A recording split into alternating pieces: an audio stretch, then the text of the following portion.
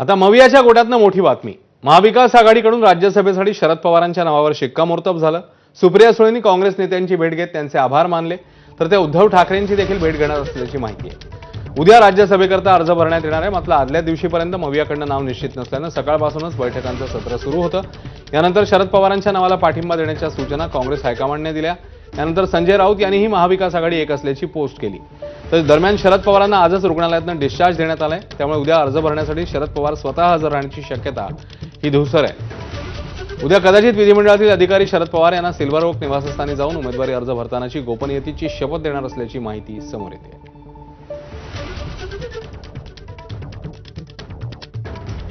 आमचे प्रभारी चनिथलाजी आणि जीएसओ संघटन केसी वेणुगोपालजी यांच्याशी देखील ही चर्चा झाली आणि या चर्चेच्या सर्व अनुषंगानं आज दुपारी काँग्रेस पक्षाने शरद पवार साहेबांच्या उमेदवारीला पाठिंबा द्यावा अशा प्रकारचा निर्णय हा काँग्रेस पक्षाचा झालाय आणि महाविकास आघाडी म्हणून अनेक ज्येष्ठ नेतृत्व म्हणून आम्ही आदरणीय शरद पवार साहेबांना काँग्रेस पक्ष म्हणून मदत करणारो मतदान करणारो ते आमचे उमेदवार राहतील.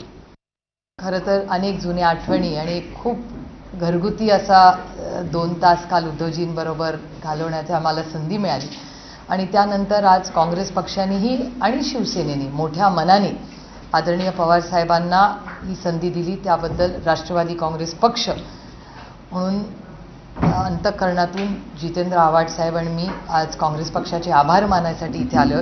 मी स्वतः आणि जयंतराव पुन्हा उद्धवजींची भेट घेऊन त्यांच्या सगळ्या कुटुंबाचे आणि सगळ्या शिवसैनिकांचे मनपूर्वक आभार मानणार आहे.